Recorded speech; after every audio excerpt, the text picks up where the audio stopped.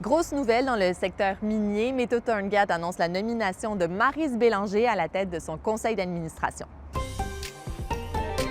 Cette dirigeante québécoise bien connue du milieu des mines vient remplacer Thomas F. Gilman. Vous vous rappelez, c'est cet Américain dont les positions controversées en matière de changement climatique avaient fait l'objet d'un article de nos collègues la semaine dernière. Métaux Torngat explique son changement de garde par son engagement à renforcer ses racines québécoises et canadiennes. Nos collègues Renaud Chicoine-Mackenzie et Alban Normandin sont allés aux réactions sur cette nouvelle. Allez consulter nos plateformes pour en savoir plus.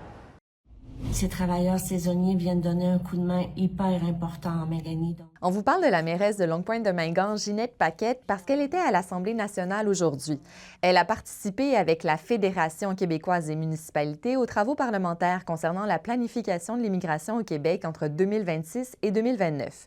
Ginette Paquette s'est adressée au ministre de l'Immigration, Jean-François Roberge, pour le convaincre de l'importance des travailleurs mexicains dans son village. Elle souhaite que Québec facilite leur installation permanente au village. Pour elle, c'est la survie de la communauté qui est en jeu.